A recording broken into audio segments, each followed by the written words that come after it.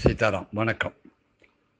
பாகவதத்தில் 12வது சாப்டரில் கிருஷ்ணன் உத்தவனுக்கு பல உபதேசங்களை பண்ணிடுவான், பல விஷயங்களை சொல்லிட்டு வரான். அதில் வந்து தத்தாத்திரேயர் வந்து யது மகாராஜ் சொல்லக்கூடிய விஷயத்த 24 குருவை பற்றியும் சொல்லிட்டு வரான். அது 6 குருவை பார்த்துட்டோம். முதல் 5 குரு பஞ்சபூதங்களும், 6வது குரு சூரியனையும் பார்த்தோம். 7வது குரு யார் அப்படின்னு கேட்டால் சந்திரன்டேந்து ஒரு விஷயத்தை கத்தின்றேன்னு சொல்கிறாருங்க. சந்திரன் பார்த்தா அமாவாசனைக்கு இருக்கிறதே இல்லை. திடீர்னு பார்த்தா முதல் நாள் அன்னைக்கு சின்னதாக தோன்றான். ஒரு கீத்து மாதிரி இருக்குது. கொஞ்சம் கொஞ்சமாக வளர்ந்து கடைசியில் பார்த்தா 3ஆம் பிறை 4ஆம் பிறை கடைசியில் பௌர்ணமி மணிக்கு பூர்ண சந்திரனாக இருக்கும். நல்லா வளர்ந்த பூர்ண சந்திரனாக இருக்கும். பூர்ண சந்திரனை பார்த்தா நமக்கு ஒரு சந்தோஷமாக இருக்குது, அப்படியே இருக்கலாம் அப்படின்னு. ஆனால் அப்படியே இருக்கிறது இல்லை. உடனே அடுத்த நாள் பார்த்தா திருப்பி தேய ஆரம்பிச்சிடுறான். கொஞ்சம் கொஞ்சமாக தேஞ்சி திருப்பி அமாவாசனைக்கு சந்திரனே இருக்கிறது இல்லை. அதனால்தான் அமாவாசனைக்கு தர்ப்பணம் பண்ணுறா பொழுது சந்திரனுக்காக. அப்படி இதுலேருந்து என்ன தெரிஞ்சுட்டேன் அப்படின்னு கேட்டால், ஜீவனோட கதாகதி, அது வாழ்க்கையோட பயணம் தெரிஞ்சுட்டேன்னு சொல்கிறார். பொதுவாக நம்ம முதல்ல பிறக்காமல் இருக்கோம், அப்புறம் குழந்தையாக பிறக்கிறோம். பிறந்தோன்னே பொதுவாக அது வளர்றோம், கொஞ்சம் தவறுறோம், நடக்கிறோம், வளர்றோம். கொஞ்சம் ஒரு வயசு 15 வயசு வரைக்கும் வளர்ந்து 15 வயசுக்கு மேலே ஒரு மாறுதல் அடைகிறோம். அது யௌவன பருவத்துக்கு, இளமைய பருவத்துக்கு வரும். அப்போ மூஞ்சியே மாறிப்படுது. புருஷாலம் இருந்தால் மீசெல்லாம் முளைச்சி போயிடுது.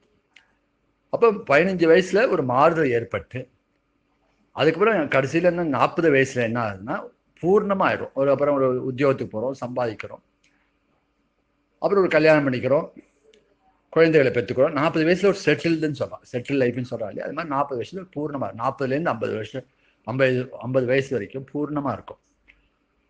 பூர்ணமாக இருக்கும்போது இப்படியே இருக்கக்கூடாதான்னு நினச்சா அப்படி இல்லை. அதுக்கப்புறம் பார்த்தா திடீர்னு ஒரு வியாதி வருது, சுகர் மாதிரி எல்லாரும் ஆரம்பிச்சு கொஞ்சம் கொஞ்சமாக உடம்பு தேயா இருக்கிறது, கொஞ்சம் மூப்பு வருது, கடைசியில் ஒரு நாளைக்கு இறந்து போயிடுறோம். எப்படி சந்திரனாது அமாவாசனைக்கு இல்லை, அதுக்கப்புறம் கொஞ்சம் தோன்றி சின்னதாக வளர்ந்து பௌர்ணமிக்கு பூர்ண சந்திரனம் ஆகி அப்படியே இல்லாமல் அப்புறம் தேஞ்சி திருப்பி அமாவாசனைக்கு இல்லாமல் போயிடும். அது போல தான் ஜீவனம். முதல்ல இல்லை, அப்புறம் ஒரு அம்மாட்ட பிறந்து 6 ஸ்திதியை கலக்கிறோம். முதல்ல வந்து பிறப்பு, அப்புறம் வந்து வளர்ச்சி, அப்புறம் வந்து மாறுதல், அப்புறம் இருப்பு. 40லேருந்து 50 வயசு வரைக்கும் பூர்ணமாக இருக்கும் இருப்பு. அப்புறம் வந்து தேய்தல், அப்புறம் வந்து அழிஞ்சு போகிறது, அதாவது மரணம் அடையுது. அப்படி கூட 6 ஸ்டேஜை நம்ம கடக்கிறோம்.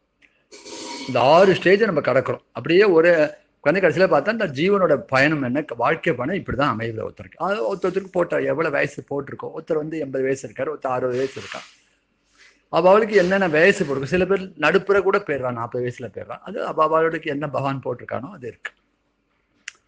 அப்போ இந்த வயசுல இல்லை இந்த பூர்ணத்துவம் எங்கே அடையிறோம் அப்படின்னு கேட்டால், இதில் வந்து நம்ம இந்த மாறுதலை புரிஞ்சுதான். இந்த சரீரம் வந்து மாறிண்டே இருக்கு. சரீரம் மாறிண்டே இருக்கிற விஷயத்த நம்ம என்ன புரிஞ்சுக்கணும். அப்போ சரீரம் வந்து நிரந்தரமும் கிடையாது. ஒரு நாளைக்கு இருக்கு, ஒரு நாளைக்கு போயிடுது. சரி, ஆனால் இதுக்குள்ள அந்த சரீரத்துக்குள்ளே தான் கடைசியில் பார்த்தா அந்த உடம்புக்குள்ளே தான் ஆத்மா இருக்கு. ஆத்மா பிறந்த அன்னைக்கு எப்படி இருக்கோ அதே மாதிரி இருக்கு. அது ஒன்றும் வளரலை, அது ஒன்றும் தேயலை, அது ஒன்றும் அழியலை. எனக்கு சரீரம் போனால் கூட ஆத்மா வந்து அழியலை. சரீரம் மட்டும் அழியுது, ஆத்மா வந்து பிரபஞ்ச ஆத்மாவோட போய் கலந்துருது. அது அப்போ இந்த என்ன ஆச்சுன்னா அந்த ஆத்மாவுக்கு எந்த மாறுதலும் இல்லாமல் இருக்கு, சரீரம் மட்டும் மாறிண்டே இருக்கு. அப்போ சரீரத்துலேருந்து நம்ம ஒரு விவேகம் தெரிஞ்சுக்கணும். அப்போ இதை இருக்கிற மட்டும் நம்ம செய்ய வேண்டிய கடமைகள் செய்யறதுக்கு தான் வந்திருக்கோமே தவிர சரீரம் வந்து நிரந்தரம் இல்லை. அது ஒன்று பிறக்கும், வளர்ச்சி அடையும், மாறுதல் அடையும், அதுக்கப்புறம் கொஞ்சம் இருக்கும், அப்புறம் தேயும், அப்புறம் அழியும். அப்படிங்கூட விஷயத்தை நல்லா புரிஞ்சுக்கணும். புரிஞ்சுட்டா அந்த சரீரத்தை மேலே பற்று குறையத்துக்காகாது. ஆழ்வான் இதே சொல்றார். தொண்டடிப்புடி ஆழ்வார் தன் பெருமாளை பாசத்தில் இதே தான் சொல்றார். வேதநூல் பிராயம் 100 மனுஷன் தான் புகழேலும் பாதியும் உறங்கி போகும் நின்றதில் 15 பேதை பாலனதாகும் பிணி பசி முட்பு துன்பம் ஆதலால் பிறவி வேண்டேன் அரங்கமான நகுர்லானின்னு சொல்லி ரங்கநாதத்தை சொல்றார். வேத நூல் பிராயம் 100. வேதம் ஒரு மனுஷனுக்கு 100 வயசு வாழணும்னு சொல்றது. சஞ்சீவ சரதசதம். யார் ஆசீர்வாதம் பண்ணாலும் வேதம் எப்படி ஆசீர்வாதம் பண்ணால் 100 வயசு வாழ்வேன், 100 வயசு சஞ்சீவ சரதஸ். அப்படி 100 வயசு வாழ்ன்னு சொன்னா கூட 100 வயசு யாரும் வாழ்றதில்லை. ஏதோ சில பேர் தான் 100 வயசை தொடரா, மற்றவெல்லாம் ஏதோ இருக்கிற என்ன வயசு இருக்கோ அது வரைக்கும் இருந்துக்கிறோம். அது வந்து வேத நூல் பிரானும் மனுஷர் தான் போகிற. ஒரு காலம் 100 வயசே பூந்தா கூட, 100 வயசே வாழ்ந்தா கூட பாதியும் உறங்கி போகும் சொன்ன ஆழ்வார் என்ன சொல்ற, பாதி வந்து உறக்கத்திலே போயிடும், தூக்கத்திலே போயிடும். பாதி வாழ்க்கை தூக்கத்தில் போயிடும். தூக்கம்னா தூக்கம் மட்டும் இல்லை, ராத்திரி தூக்கம் மட்டும் இல்லை, அறியாமல ஒன்றும் விஷயம் தெரியாமையே போயிடும். முதல் 15 வருஷம் சொல்ற பேதை பாலனதாகும். பாலக பருவம், குழந்தை பருவம் முதல் 15 வருஷம். அது நல்லது கெட்டதே தெரியும். அப்பா அம்மா பார்த்து செஞ்சு வைக்கணும். அப்பா அம்மா பார்த்து இதை நம்மளுக்கு என்ன வேணுங்களோ அது செஞ்சு கொடுத்து ஒண்ணுமே அறியா பருவமா அந்த பேதை பருவமா 15 வருஷம் போயிடும். அதுக்கப்புறம் அது ஆகும் சொல்றோம். அதுக்கப்புறம் உள்ள வருஷம் என்னன்னா யௌவன பருவம், இளமை பருவம் வந்தோடனே நம்ம என்ன பண்ணுவோம், விஷய சுக நாட்டம் வந்துடும், பல விஷயங்கள் ஆசை வந்துடும். அப்புறம் வந்து சம்பாதிக்கணும், கல்யாணம் பண்ணிக்கணும் அப்படின்னு கூட பலவிதமான எண்ணங்கள் ஆசைகள் முளைக்கும். அப்பதான் விஷய சுகம் வரும், அப்புறம் பொருளை ஈட்டணும் கூட புத்தி வரும். இதெல்லாம் அதுவாகும் சொல்றோம். அந்த பிரிவில் தான் கொஞ்சம் ஜாக்கிரதையா இருக்கணும். அந்த பிரிவில் தான் தனக்கு எடுத்துக்காம இருக்கணும், ஒழுக்கத்தோட இருக்கணும். அந்த வயசை விட்டுட்டா, அந்த வயசுல வந்து அந்த ஒரு ஒழுக்கம் இல்லைன்னா அது கடைசி மட்டும் வாழ்நாள் இருக்கும், அதோட போராட வேண்டியிருக்கும். அது ஆகும். சரி, கொஞ்சம் வயசாயிடுது, அதுக்கப்புறமானும் கொஞ்சம் நம்மளுக்கு சௌரியமா நிம்மதியா இருக்குமா, பகவான் நினைக்கிறோமா கேட்டா பிணி பசி முட்பு துன்பம் எங்கேருந்து ஒரு பிணி வருது, வியாதி வந்து ஒரு 40-50 வயசு ஆச்சுன்னா சுகர்ன்னு சொல்றா, பிபின்னு சொல்றா. அப்புறம் அதுக்கு தொடர்ச்சியான ஒரு வியாதி. பசியும் வருது. நம்ம நல்லா இருக்கிற காலத்துல சம்பாதிக்கிறதுல சாப்பிட கூட டைம் இருக்காது, ஓடிண்டே இருப்போம். வயசான அப்புறம் வாயை கட்டுப்படுத்த முடியாது, பசிக்கும். பசிச்சாலும் சாப்பிட்டாலும் ஒத்துக்காது, பிணி பசி. அதுதான் போட்டு மூப்பு வரும். இப்பயாலும் சரி, வயசான அப்புறம் ஒரு உபன்யாசம் போய் கேட்போம், ஒரு கோவிலுக்கு போயிட்டு வருவோம் அப்படின்னு பார்த்தா பகவான் நினைக்கிறதுக்கு அதான ஒரு விஷயத்துல ஈடுபடுவோம் கேட்டா மூப்பு, உடம்பு தளர்ச்சி வந்துடும், முட்டி வலி வரும், கால் வலி வந்துடும், உட்கார்ந்தா எழுந்திருக்க முடியாது, உடம்புல ஒரு தளர்ச்சி வந்துடும், ஒரு சோர்வு வந்துடும், மனசும் மூப்பு, துன்பம் சார். அதுக்காக மனசு படுத்துற பாடுதான் துன்பம். எதையோ நினைச்சுன்னு வருத்தப்பட்டுட்டே இருப்போம். வயசான அப்புறம் கூட நம்மளுக்கு ரிட்டையர் ஆச்சு, ஆஃபீஸ்லேருந்து ரிட்டையர் ஆகும் தவிர வீட்டில் உட்காந்தா கூட ஏதோ ஒரு கவலை, புள்ளைய பத்தி கவலை, பேரன் பேத்தியை பத்தி கவலை, ஏதோ ஒரு கவலை மனசுல, இல்லை தன் உடம்பை பத்தி கவலை, தன்னை சேர்ந்தவாளை பத்தி கவலை. இந்த துன்பம் வந்து நிலக்குலைய வச்சு நம்மளை வந்து பகவான் நினைக்க விடாது. அப்ப பிணி பசி முட்டு துன்பம் கூட 4 விஷயம் வயசான காலத்துல பகவான் சின்ன வயசுல நம்ம ஓடிட்டோம், வயசான அப்புறமானும் பகவான் நினைக்கலாம் கேட்டா நினைக்க முடியாது. அதனாலதான் ஆழ்வார் சொல்ற ஆதலால் பிறவி வேண்டும். அதனால இப்ப வரிசையா பார்த்துட்டே போனா முதல்ல அரியா பருவமா இருக்கு, அப்புறம் யௌவன பருவத்துல வந்து விசேஷ சுகநாட்டம் வந்துடுது, அதுக்கப்புறம் பார்த்தா பகவானை நினைக்கலாம் கேட்டா பிணி பசி முட்பு துன்பம் வந்து ரங்கநாதா, அதனால எனக்கு பிறவி வேண்டான்னு கேட்கிறேன். பிறவி வேணும்னா பகவானை எந்த வாழ்க்கையிலும் எந்த ஸ்டேஜ்லும் பகவானோட கனெக்டடா இருக்கணும். நம்ம சின்ன வயசுலயே பக்தி பண்ணலாம், அந்த பக்தியை வளர்ந்துட்டே போகலாம். அப்ப வாழ்நாள் முடிக்கு மட்டும் பக்தி பண்ணி பகவான் நினைச்சு பகவான் அடைஞ்சலாம். அது கூட அதுக்காக எந்த காரியத்தை நமக்கு எடுத்துக்க போல, காரியம் பண்ணிட்டே பகவான் நினைச்சுட்டு இருப்போம். அப்படி ஒரு வாழ்க்கையை நம்ம அமையல அப்படின்னா இப்படி பொருளாதாரமான வாழ்க்கைக்கே ஓடி கடைசியில பொருளாதாரத்தை ஈட்டு கடைசியில பார்த்தா மனசுல அந்த நிம்மதி இல்லை. அதுக்காக பொருளாதாரம் ஈட்ட வேண்டாம் இல்லை, அதுக்காக பொருளாதாரமே வாழ்க்கை இல்லை. அதுக்கப்புறம் பகவானும் அவன் அடையத்துக்கு தான் அந்த பிறவி கொடுக்கப்பட்டிருக்கு. அந்த பிறவியோட லட்சியத்தை இழந்து கடைசியில வந்து நம்ம பகவான் அடையாம என்ன திருப்பி பிறக்க முடியா ஆயிடுச்சு. பிணி பசி முட்பு துன்பம் ஆதலால் பிறவி வேண்டேன் அரங்கமா நகருளானேன் அப்படின்னு தொண்டடிப்படி ஆழ்வா சொல்றேன். இன்னைக்கு நான் இன்னொரு விஷயம் சொல்லணும்னு ஆசைப்படுறேன். வைகாசி விசாகம் அன்னைக்கு சுவாமி நம்மாழ்வாரோட திருநட்சத்திரம் ஜெயந்தி, பிறந்த நாள் இருக்கு. ஆழ்வார்ல நம்மாழ்வார்னு ஒருத்தர் திருக்குறுகூர் அப்படின்னு சொல்றேன். திருக்குறுகூர்னு சொல்ல ஆழ்வார் திருநகரி இன்னைக்கு திருநெல்வேலி கிட்ட இருக்கு. அந்த கஷேத்திரத்துல திருவாதாரம் பண்ணார் இந்த ஆழ்வார். அவ அப்பாவுக்கு பேர் காரிமாறன் உடையார் நங்கை கூட அந்த தம்பதிகளுக்கு ரொம்ப நாள் குழந்தை பாக்கியம் இல்லை. அதுக்கப்புறம் குழந்தைக்கு பகவான பெருமாளை பிரார்த்திக்கிறான். அந்த திருக்குறுகுலா ஆழ்வார்களில் உள்ள ஆதிநாதனை பிரார்த்திக்க பெருமாளோட கிருப்பையால ஒரு குழந்தை பிறக்கிறது, ஒரு ஆண் குழந்தை பிறக்கிறது. ஆனா பிறந்தா அந்த குழந்தை வந்து உலக குழந்தை மாதிரி இல்லை, பசிக்க அழவும் இல்லை, கைகால அசைக்கவும் இல்லை, ஏதோ நான் தியானத்துல இருக்க மாதிரி இருக்காது, சமாதானத்துல இருக்க மாதிரியே இருக்கு அந்த குழந்தை. இப்ப பார்த்தா ஒரு ரொம்ப நாள் கழிச்சு ஒரு குழந்தை பிறந்தது. ஆனா அந்த குழந்தை வந்து உபயத்துல இல்லை. ஆனா அந்த குழந்தைக்கு ஒரு பேர் வச்சா மாறன்னு ஒரு பேர் வச்சான். உலகத்தை விட்டு மாறி இருக்கிறது, அது மட்டும் இல்லை, மாறன்னா அழகன்னு அர்த்தம், மன்மதன் அர்த்தம். ஆனா இந்த குழந்தைக்கு மாறுன்னு பேர் வச்சு கடைசியில பார்த்தா இவ மனசு நொந்து போய் இந்த குழந்தையால ஒரு பிரயோஜனம் இல்லைன்னு நினைச்சு தோணித்து வாருக்கு. அதனால இந்த குழந்தைய கொண்டு பெருமாள் சன்னிதியில கொண்டு விட்டுட்டான். அந்த குழந்தை என்ன பண்ணிட்டு பொதுவா கொண்டு வர மட்டும் கை கால்லாம் அசைக்கல, ஒரு பாலுக்கு அழல, அப்படி இருந்தா கொண்டு திடீர்னு பார்த்தா கை கால் அசைச்சது, டக்குன்னு குப்பருத்தி இருந்தது, மெதுவா தவந்து போச்சு. இந்த பிரகாரத்துல ஒரு புளிய மரம் இருக்கு, அந்த புளிய மரத்துல அடியில உட்கார்ந்துருச்சு, பத்மாசனம் போட்டு உட்கார்ந்துட்டு பகவானை தியானம் பண்ண ஆரம்பிச்சோம். இது வந்து அவதார பிறவி. பெருமாளோட சேன முதலியான பெருமாளுக்கு ஒரு பாடிகார்டு உண்டு. அவரோட அவரோட அம்சமாக பிறந்த குழந்தை. எத்தனை வருஷம் இந்த மாதிரி தியானத்தில் இருந்தான்னு கேட்டால் 14 வருஷ காலம் சமாதி நிலையில தியானத்தில் இருக்க. அப்போ திருக்கோளூர்லேருந்து ஒரு பெரியவர் வந்தால், அவர் பேர் மதுரகவின்னு பேர்.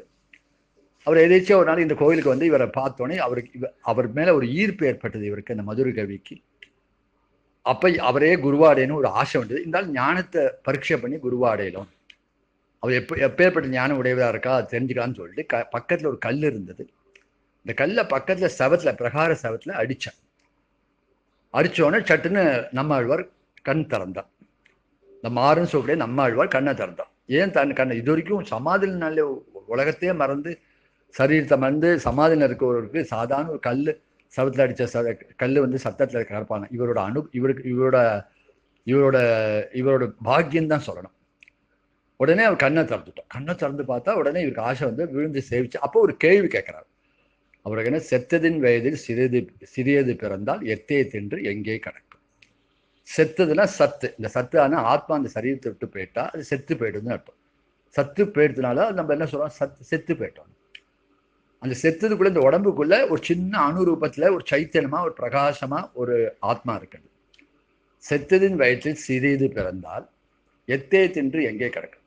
அதோட அனுபவம் என்ன, திங்குன்னா அனுபவம். அதோட அனுபவம் என்ன, இப்ப சரீரத்துக்கு துக்கம் வந்தா ஆத்மாவுக்கு துக்கம் உண்டா, சரீரத்துக்கு சுகம் உண்டா ஆத்மாவுக்கு சுகம் உண்டா. எத்தே தின்று எங்கே இருக்கும், அது எங்க இருக்கும். அது எட்டு லைன்ல 8 வார்த்தை கேட்கிறார். செத்ததின் வயதில் சிறிது பிறந்தால் எத்தே தின்று எங்கே கிடக்கும் அப்படி மதுரகவி கேட்கிறார். பின்னாடி இவரே ஒரு ஆழ்வார், இவருக்கு சிஷ்யனா வந்து ஒரு ஆழ்வார் ஆப்புறார், மதுரகவி ஆழ்வார்னு ஆப்புறார். அதுக்கு நம்மாழ்வார் சொல்றார், அத்தே தின்று அங்கேயே கிடக்கும். அவர் கேட்டது 8 வார்த்தை, இவர் சொன்ன பார்த்து 4 வார்த்தை தான். அத்தே தின்று அங்கேயே கிடக்கும். அது என்ன பண்ணும், சரீரத்துக்குள்ளே இருக்கும். அதோட அனுபவம் என்ன கேட்டால், சரீரத்துக்குள்ள சுகம் அது கிடையாது, சரீரத்துக்குள்ள துக்கம் அது கிடையாது. அது சாட்சி மாத்திரமா இருக்கும். அது சாட்சி மாத்திரம். நம்ம பண்ணக்கூடிய எல்லா வினைகளையும் பார்த்துட்டு இருக்கோம். நம்ம பண்ணக்கூடிய பாபகர்மா புண்ணிய பாபங்களை பார்த்துட்டு இருக்கோம்.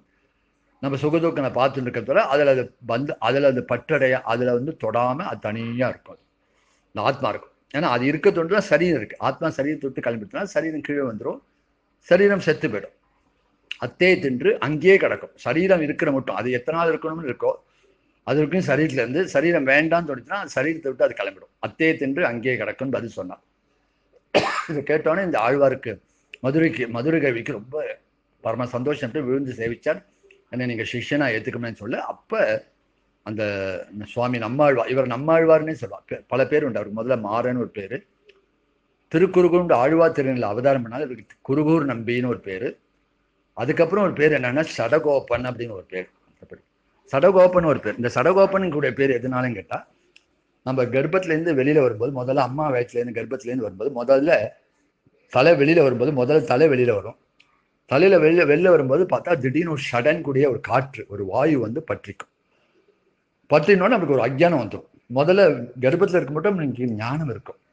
பூர்வ ஜென்ம வாசனையோடு அந்த ஞானத்தோடையே இருக்கும். எந்த ஜீவனுக்கும் கர்ப்பத்தில் இருக்கும்போது ஞானம் உண்டு. கொஞ்சம் கொஞ்சமாக இந்த சிசு வளரும் போது அதுக்கு ஞானம் உண்டு. அந்த சிசு வெளியில வரும்போது முதல்ல இந்த சடங்குடைய காற்று வந்து பிடிச்சிக்கும், அந்த தலையை வந்து பிடிக்கும். பிடிச்சோன்னே என்னாச்சுன்னா உடனே பகவான் போட ஒரு அஜ்ஞானத்தை கொடுத்துருவோம். அந்த காற்று பிடிச்சோடனே அந்த ஜீவனுக்கு ஞானம் போய் அஜ்ஞானம் வந்துடும்.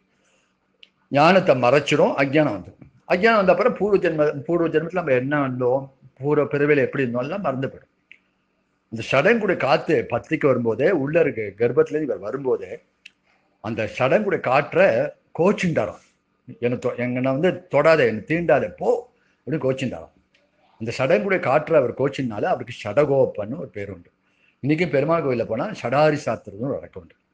போய் பெருமாள்கிட்ட போயின்னா அவள் வந்து முதல்ல தீர்த்தம் துளசி கொடுப்பா, தீர்த்தம் கொடுப்பா, பெருமாளோட பாதத்தை, அப்புறம் சடாரி சாத்துவா. அந்த சடாரி சாத்துனா பெருமாளோட திருவடியை நம்ம சிரஸில் வைப்பா. ஏன் வைக்கலாம், நம்ம சிரஸில் வச்சா நம்மகிட்ட உள்ள அஜ்ஞானம் தொலைஞ்சு, அஜ்ஞானத்தை விளக்கினாலே ஞானம் இருக்கும். அஜ்ஞானம் கூட திரை போடப்பட்டிருக்கு. அஜ்ஞானம் விலகெடுத்தா ஞானம் ஏற்பட்டுரும், பகவானை உணர்ந்துடலாம். அப்படி அந்த அஜ்ஞானமான திரை விலகட்டமேன்னு சொல்லிட்டு பெருமாள் திருவடி நம்ம சிரஸில் பட்டோம்னா அந்த அஜ்ஞானம் விலகும் கூடிய விலகிறது. அதனால அந்த சடாரி வைக்கிறான். பெருமாள் கோயிலில் போனால் நம்ம சடாரி சாத்தின்னு வரும். அப்படி நம்மாழ்வாருக்கு ஒரு பேர் சடகோப்பன்னு ஒரு பேர். அப்படி பண்ணி கடைசியில் அவர் வந்து பிரபந்தம் பாட ஆரம்பிச்சார். எப்படின்னா வேதம் தமிழ் செய்தமாறன்னு இவருக்கு ஒரு பேர் உண்டு. 4 வேதம், ரிக், யஜுர், சாமம், அதர்வண வேதம் கூட 4 வேதம். அந்த 4 வேதத்தையுமே தமிழ்ல பண்ணியிருக்கார். முதல் இந்த ரிக்வேதத்தையே திருவிருந்தம் கூட பாசுரத்துல பண்ணியிருக்கார், பாசுரமா பண்ணியிருக்கார், அந்த பிரபந்தமா பண்ணியிருக்கார்.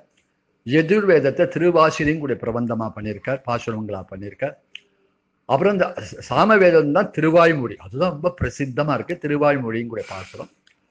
அதர்வண வேதத்தை தான் பெரிய திருவந்தாதி அப்படின்னு பண்ணியிருக்கார். இவரோட பிரபந்தம் என்ன வசதி அப்படின்னு கேட்டா, அப்படி ஒரு பக்தி, அப்படி ஒரு பிரேமை, அப்படி ஒரு ஞானம், எல்லா விஷயமே இந்த பிரபந்தத்துல காண கிடைக்கலாம். பெருமாள் அடையத்துக்கு இவர் துடிக்கிறது, பெருமாளை பூர்ண உணர்ந்த ஞானத்தோட பேசுறது, அப்படின்னு பலவிதமான ஒரு அனுபவங்கள் இந்த திருவாய்மொழி. அதுவும் பெருமாள் ஆசையா கேட்கிறார் திருவாய்மொழியா. ஸோ வைகுண்ட ஏகாசி உற்சவத்துல ராப்பத்து உற்சவம்னு உண்டு, மார்கழி மாசம். இந்த ராப்பத்து உற்சவத்துல பெருமாள் வந்து 10 நாள் இந்த திருவாய்மொழியை சொல்லுவாவா. அங்குள்ள அரையர்கள், இப்போ ஸ்ரீரங்கம்னா அரையர்கள்னு சொல்வா, மற்ற சேத்திரங்களையும் சொல்வா. அந்த 1000 பாசுரம் இருக்குது, 1000 பாசுரம் இருக்காது. அந்த 1000 பாசுரம், 1000 சொச்சம் பாசுரம், 1134 பாசுரமா இருக்கு. அந்த 10 நாள் அவ சாதிப்பா. ஒரு நாளைக்கு 100 பாசுரமா சாதிக்கும் போது பெருமாள் உட்கார்ந்து தமிழ் பிரபந்தத்தை கேட்க பெருமாள் ரொம்ப ஆசைப்படுறார். அதனால 10 நாள் கேட்கற. இன்னைக்கும் பெருமாள் புறப்பாடாச்சுன்னா முன்னாடி திவ்ய பிரபந்தம் சொல்லிட்டு போவா, பின்னாடி தான் வேதம் சொல்லிட்டு வருவா. இதுல இருந்து என்ன அர்த்தம் கேட்டா, பெருமாள் வந்து பிரபந்தத்தை தேடி ஓடுறார், ஆனா வேதம் வந்து பெருமாளை தேடிட்டு வருது பின்னாடி. அதனால இன்னைக்கும் பெருமாள் கோயில்ல கஷேத்திரங்களை பார்த்தா முன்னாடி திவ்ய பிரபந்தமும் பின்னாடி வேதங்களும் வர மாதிரி தான் அமைப்பு. அப்படி இந்த நான் திருவாய்மொழி பாடியிருக்கேன். அப்ப அவர் ஒரு அந்த புளிய மரத்தடியிலே உட்கார்ந்துட்டு அப்பதான் கண்ணை திறந்து பாட ஆரம்பிச்சுட்டேன். இப்போ 108 திவ்யதேசம், 108 பெருமாள் கஷேத்திரங்கள். அந்த பெருமாள்லாம் வந்து அந்த இலையில வந்து உட்கார்ந்து என்னை பாடுமே என்னை பாடுமேன்னு கெஞ்சராலாம். ஸ்ரீரங்க ரங்கநாதர், திருப்பதி சீனிவாசன், காஞ்சி வரதராஜன், இப்படி இப்படி எல்லா பெருமாள் ஒருத்தராக அவர் பாடிண்டே வர. அவர் ஒருத்தர் பாடிண்டே வரும்போது 32 பெருமாளை பாடிட்டார், பெரிய கியூ. அதில் ஸ்ரீரங்க ரங்கநாதர் ரொம்ப சீனியர், அதுக்கப்புறம் திருப்பதி பெருமாள், அப்புறம் வரதராஜ பெருமாள், அப்புறம் கும்பகோணம் 6ஆவது பெருமாள், இப்படி ஒன்று இருக்கு. அதில் திருச்சி பக்கத்தில் கல்லணைன்னு ஒரு ஊர் இருக்கு. அந்த கல்லணை பக்கத்தில் கோவிலடின்னு ஒரு ஊர் இருக்கு. அதுக்கு அப்பக்கூடத்தான அந்த பெருமாளுக்கு பேர் அப்பால் ரங்கன் பேர். அவருக்கு அப்பால் ரங்கநாதர். அவருக்கு தினசரி ஒரு ஒரு ஒரு கொடை நிறைய அப்பம் சமர்ப்பிக்கிற வரைக்கும், அப்பம் விரும்பி சாப்பிடக்கூடிய பெருமாள் அவர். அதுக்கு ஒரு கதை இருக்கு, பின்னாடி அதை சொல்லுவாங்க. அப்போ கொடுத்த பெருமாள் பார்த்தா இந்த கியூல போனால் எப்போ அவர்கிட்ட பிரபந்தம் வாங்குறது? ஏன்னா இவ்வளோ பேர், எனக்கு இவ காட்டிலும் பெரிய பெருமாள்லாம் இருக்கா. அதனால இவர் என்ன பண்ணிட்டார், சட்டுன்னு பண்ணார், அவர் இதயத்தில் போய் உட்காந்துட்டார். அப்போ ஒரு பாசனம், பேரே உரைகின்ற பெருமானை பேரேன் என்று என் நெஞ்சு நிறைய புகுந்தான்னு சொல்றான். அந்த ஊருக்கே திருப்பேர் நகர்ன்னு பேர். அந்த அப்பா கொடுத்தான் அந்த கோவிலடிக்கு திருப்பேர் நகர்ன்னு பேர். பேரே என்று என் நெஞ்சு நிறைய புகுந்தான், பேரே உரைகின்ற பெருமான் பேரே என்று என் நெஞ்சு நிறைய புகுந்தான்னு சொல்லி அவர் ஹிருதயத்துல வந்து உட்கார்ந்தோடனே ஹிருதயம், அந்த ஹிருதயம் முழுக்க அவர் நிறைஞ்சு போயிட்டாராம். அதுக்கு மேலே அதுக்கப்புறம் மேலே அவரால் பாட முடியல. அந்த பெருமாள் மேலே 10 பாசுரங்கள் பாடிட்டு அதோடு எடுத்துட்டார். அப்போ என்னாச்சுன்னா 33 திவ்யதேசங்கள் தான் அவரால் பாட முடிஞ்சது. அவர் பிறந்தது வந்து ஆழ்வார் திருநகரின் கூடிய திருநெல்வேலி பக்கத்தில். அது சுற்றியுள்ள அத்தனையும், அதுபோல் அந்த நாங்கநேரின்னு சொல்ல வானமாமலை, திருக்குறுங்குடி, ஸ்ரீவைகுண்டம், இது மாதிரி நவ திருப்பதி இருக்கு. அந்த நவ திருப்பதி பெருமாள் நன்னா பாடியிருக்கார். அதில் 32 திவ்யதேசங்களை பாடி 33ஆவது திவ்யதேசமா இதை பாடிட்டு அதுக்கப்புறம் சில சேத்திரங்களுக்கு கிடைக்கல. இப்போ சாலிகிராமம், நைமிஷாரண்யம், மதுரா, அயோத்தி, இது மாதிரி பாசுரங்களுக்கெல்லாம் கிடைக்கல. நம்ம திருவல்லிக்கேணி கிடைக்கல. அது மாதிரி இப்போ என்ன ஆச்சுன்னா மற்ற ஆழ்வார்கள் பாடியிருக்கா, ஆனால் நம்ம ஆழ்வார் பாடியது 33 திவ்யதேசம். இந்த திருவாய்மொழியில ஒரு சாரமான பாசுரம் இருக்கு. அந்த பாசுரம் தெரிஞ்சுட்டா அப்புறம் நம்ம ஆழ்வாரோட பிரபந்தத்தோட சாரத்தை தெரிஞ்சுக்கிற மாதிரி. கண்ணன் கழினை நன்னும் மனமுடியிற என்னும் திருநாமம் திண்ணம் நாரணனே அப்படின்னு சொல்றாங்க. ரொம்ப சுலபமான பாசுரம். அதுல வந்து பகவான் அடையத்துக்கு வழி அழகா சொல்லிட்டார், சூத்திரம் போல இருக்கும். கண்ணன் கழினை நன்னும் மனமுடி, கண்ணனோட கழினை, கண்ணனோட திருவடிய, கிருஷ்ணனோட திருவடிய யார் அடையணும் ஆசைப்படுறோம், யாரு மனசார ஆசைப்படுறீங்களோ அதுக்கு நீங்க என்ன செய்யணும், என்னும் திருநாமம். திருநாமம் அதாவது பகவானோட நாமத்தை எண்ணுங்கோ, நாமஸ்மரணை பண்ணுங்கோ. நம்ம என்ன எப்போதும் கிருஷ்ணா கிருஷ்ணா கிருஷ்ணா, கோவிந்தா, கோபாலா, ராமா அப்படின்னு பகவானோட நாமங்களை சொல்லியிருந்தாலே போதும். இந்த கலி காலத்துல வேற எதுவும் நம்மளால செய்ய முடியாது. தியானம் பண்ண முடியாது, பூஜை பண்ண முடியாது. தியானம் பண்ணதுக்கு, தியானம் பண்ணக்கூடிய மனசுல அடக்கக்கூடிய சக்தி கிடையாது, பூஜை பண்ணதுக்கான ஸ்ரத்த கிடையாது. அப்ப என்னதான் வரும் கிட்ட, அப்போ ஒன்னே ஒண்ணுதான் வரும். இப்ப யாகங்களும் பண்ண முடியாது. அப்ப இந்த கலியுகத்துல யுக தர்மமா நாம சங்கீர்த்தனை இருக்க தோண்டு. நாமத்தை சொல்லிகிட்டே இருந்து அப்புறம் கிருஷ்ணா கிருஷ்ணா கிருஷ்ணா கிருஷ்ணா கிருஷ்ணான்னு அவன் திருநாமத்தை சொல்லிட்டாங்க. அப்ப சொல்ற என்னும் திருநாமம் தின்னம் நாராயணனே, கண்டிப்பா நீ நாராயண பகவான் அடைஞ்சிடும். ஒண்ணுமே நீ பண்ண வேண்டாம், நீ மட்டும் உன் காரியங்களை பண்ணிட்டே இரு. ஆனா மனசுக்குள்ள கிருஷ்ணா, ராமா, கோவிந்தான்னு அவன் பகவானோட நாமங்களை சொல்லே. ஸ்ரீனிவாசா, கோவிந்தா, ரங்கநாதா, எந்த நாமம் பிடிக்கிறதோ அந்த நாமத்தை சொல்லிகிட்டே இருந்தா கடைசியில் என்ன ஆகும்? கடைசியில் கண்டிப்பா இந்த நாமம் சொல்றவா தான், இந்த நாமத்தை யார் நினைக்கிறோம், நாமத்தை நினைக்கணும், நாமஸ்மரணேன்னு சொல்றோம். இந்த நாமத்தையே நினைச்சுட்டு இருக்கணும். நாமத்தையே யார் நினைச்சுட்டு இருக்காளோ தின்னம் நாரணனே அப்படின்னு சொல்லி அந்த திருவாய்மொழியில சின்ன பாசனம். மற்றெல்லாம் 8 அடிக்கு இருக்கு, 4 அடிக்கு இருக்கு, எல்லாம் இருக்கு. அந்த சூத்திரம் போல 2 வழியில நம்ம பகவான் அடையிற வழியை திருவாய்மொழியில அவர் சொல்லிடுறாருங்க. அப்படி அவரோட திருநட்சத்திரம் வைகாசி விசாகம். வைகாசி ஏன்னா இந்த பொதுவா என்ன சொல்லுவாங்கன்னா, அவர் வந்து சரீரமா இருக்கார். பொதுவாக ஆழ்வார் அப்படின்னு சொன்னா நம்மாழ்வாருக்கு தான் அது பொருந்தும். மற்ற ஆழ்வார பேர் சொல்லி குலசேகர ஆழ்வார், பெரியாழ்வார், ஆண்டாள், அப்படி மற்ற ஆழ்வார பேர் சொல்லி சொல்ற வழக்கம். பொதுவாக ஆழ்வார் அப்படின்னு சொன்னா எதுக்கு யாருன்னா நம்மாழ்வார் தான் பொருந்தும். அந்த நம்மாழ்வார் உடம்பா இருக்கார். நம்மளோட சரீரத்துல கண் இருக்கு, காது இருக்கு, மூக்கு இருக்கு, கை இருக்கு, கால் இருக்கு. மற்ற ஆழ்வார்னா அவரோட அவயங்களா இருக்கா. அப்ப எல்லா ஆழ்வாரோட எல்லா ஆழ்வாரும் அவரோட சரீரத்தை அவயங்களாவும், சுவாமி நம்மாழ்வார் சரீரமாவே இருக்கார். பெருமாளுக்கு ரொம்ப, அதனால அவரை எல்லாம் அபிமானிச்சு நம்மாழ்வார், நம்மாழ்வார், நம்மாழ்வார், நம்மளோட ஆழ்வார், நம்மளோட ஆழ்வார், நம்மளோட ஆழ்வார் அப்படின்னு சொல்ற மாதிரி அவரை நம்மாழ்வார் உலகமே போட்டின்னு இருக்கு. அவரோட பாசனங்கள்லாம் ரொம்ப பிரசித்தம். அனுபவிச்சா போரும் கிருஷ்ண பக்தி சுலபமா வந்துடும். கிருஷ்ணன் அப்படி அனுபவிக்கிறவர். அவரோட இடத்துல சொல்ல 10 அடியவருக்கு எளிவன் பிறருக்கரிய வித்தகன்னு சொல்ற. எங்க பகவான் அடையத்துக்கு பக்தியை ரொம்ப அழகா சொல்லித்தர. பற்று, பகவான்கிட்ட பாசம் வைங்கோன்னு சொல்ற. உன் குழந்தைட்டு நீ எவ்வளவு பாசம் வைப்பேன், உன் மனைவிட்ட எவ்வளவு பாசம் வைப்பேன், அது போல பகவான்கிட்ட பாசம் வைங்க. 10 அடியவருக்கு எளிவன். அது மாதிரி பாசம் வச்ச ஒரு ஆளுக்கு ரொம்ப எளிவனா இருப்பான். பிறருக்கு மற்றபடி என்னமோ அதை பண்றேன் இதை பண்றேன்னா கிடைக்க மாட்டேன். பகவான்ட்டு உண்மையான அன்பு பாசம் இருந்தா பகவான் கிடைச்சோம். எப்படி கிடைச்சலாம்? உரல்ல கட்டி போட்டாலே யசோதைக்கு என்ன பெரிய விழா? யசோதை வந்து ஒரு எடைச்சி ஒரு ஆட்சி தான். கண்ணனுக்கு அம்மாவை வந்தா வெண்ணெய் திட்ட தாங்காம அவள் விஷமம் தாங்கலை, அவனை உரல்ல கட்டி போட்டான். உரல்ல கட்டுப்பட்டுட்டான். ஏன்னா அவளோட அன்புக்கு, அவளோட பாசத்துக்கு கட்டுப்பட. பொதுவா பகவான் அன்புக்கு கட்டுப்படுறான்னு அவர் பாஷல அழகா சொல்ல. 10 அடியவருக்கு எளிவன் பிறருக்கரிய வித்தகன். அப்படி ரொம்ப எளிமையானவன். பகவான் வந்து சுலபமா பக்தின்றது கஷ்டம் கிடையாது. பக்தி ரொம்ப சுலபமான வழி. ஏன்னா இயற்கையான அன்புகள். எப்படி நம்ம ஒரு குழந்தைகிட்டயோ, நம்ம மனைவி கிட்டயோ, நம்ம அப்பா அம்மாட்டையோ, நம்ம சகோதரர்களோ, நம்ம நண்பர்கள்ட்டையோ நம்ம எவ்வளவு இயற்கையான ஒரு அன்பு வைக்கிறோமோ அந்த இயற்கையான அன்பை பகவான்ட்டையும் வைக்கணும். இல்ல பகவான்கிட்ட வச்சாலே அதே ஒரு சந்தோஷம். இல்ல நீங்க யாரெல்லாம் பாக்குறல, மனைவிய பகவானா பாருங்கோ, குழந்தைய பகவானா பாருங்கோ, அப்பா அம்மா பகவானா பாருங்கோ, நண்பர்களை பகவானா பாருங்கோ. ஏன்னா எல்லா மூலமா அவன் தான் நமக்கு செய்யலாம். ஒரு மனைவி ஒரு பருவி காட்டுறான்னா பகவான் தான் அவன் மூலமா பருவி காட்டுறான். குழந்தைகிட்ட நம்ம கிட்ட ரொம்ப பாசமா இருக்கானா பகவான் குழந்தை மூலமா நம்மகிட்ட பாசத்தை காட்டுறான். அப்படி நண்பர்கள் வந்து நம்மளுக்கு உதவி பண்றா, நம்மளுக்கு அனுகூலமா இருக்கானா நண்பர் மூலமா அந்த உதவியோ அனுகூலமா பகவான் தான் செய்யறான். கூடிய எந்த உறவோட பழகினா கூட அந்த பகவான் தான் அவர் மூலமா எனக்கு செய்யறார். இதுவே போறோம். இதுவே பெரிய பக்தி, இதுவே பெரிய ஞானம். அப்படி இந்த ஆழ்வார் சுலபமா சொல்லி கொடுக்குற பாசுரங்கள். இன்னைக்கு அவரோட நட்சத்திரம் வைகாசி விசாகம். அவர் கொஞ்சம் நினைக்கணுக்காக உங்களோட பகிர்ந்துட்டேன். சுவாமி நம்மாழ்வார் திருநட்சத்திரம். சுவாமி நம்மாழ்வார் திருவில்லே சரணம். ரொம்ப சந்தோஷம். ஸ்ரீராமார்ப்பணம்.